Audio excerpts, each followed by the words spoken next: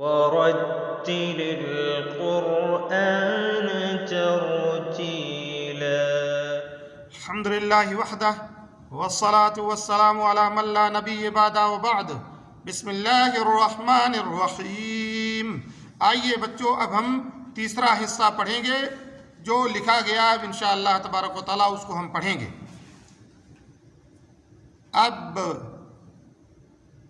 اب، اب، ابی، ابی، ابی، ات، ات، ات، اتی، اتی، اتی، اج، اج، اج، اجی، اجی، اجی،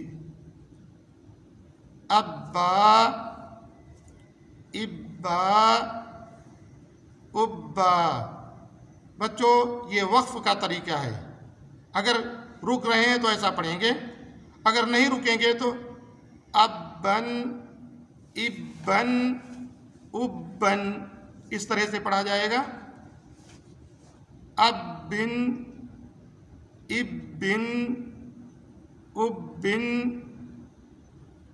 ببن، ببن، ببن،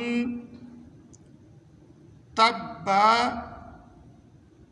رک گئے تو اگر ملائیں گے تبن، تبن، تبن، جبا، جبا، جبا، جبی، جبی، جبی، فعا، فعا، کوی، توا، سجی، عد، حض، حی، علی، ایاک، یظن، یظن، ثم۔ بچوں حرف گنہ یہاں پہ ہو رہا ہے، یظن اور ثم یہ حرف گنہ ہے، اور باقی جو ابھی تک پڑھا یہ تشدید ہے، اور تشدید پہ سختی کے ساتھ تشدید کو پڑھا جاتا ہے۔ بچوں اس کو ضرور اپنے ذہن میں رکھیے، تشدید والے حرف پر کبھی بھی ساکن نہ ہونے دیں، ساکن کر کے مت پڑھو، اس پہ تشدید کو بتا کر کے پڑھو، اس حرف کو 2 مرتبہ پڑھو۔ تشدید کا مطلب یہی ہے کہ اس کو 2 مرتبہ پڑھا جاتا ہے۔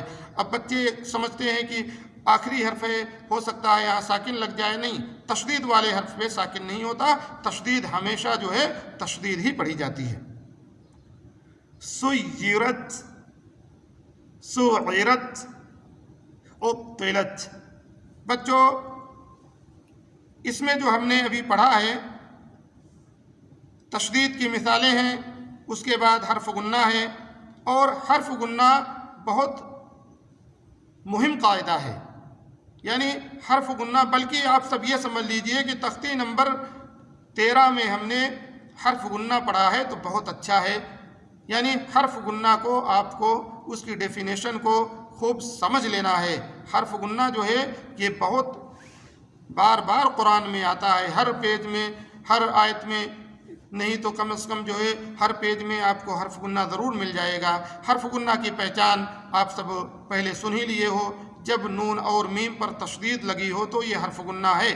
لیکن ایک چیز بچوں یہ سمجھو، ہر جگہ ہر میم اور نون پر تشدید لگ جانے سے حرف گنہ نہیں ہوتا، اس سے پہلے آپ کو یہ دیکھنا ہے، اگر نون پر تشدید آپ نے دیکھ لیا، اس سے پہلے کا حرف نون ساکن ہے یا کوئی دوسرا حرف ساکن ہے تو دوسرا قاعدہ بن جائے گا، اس سے پہلے تنوین لگی ہے دوسرا قاعدہ بن جائے گا۔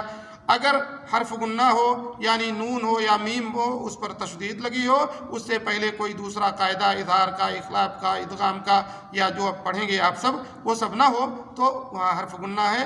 نون اور میم پر جب تشدید لگے تو اسی کو کہتے ہیں حرف گنہ۔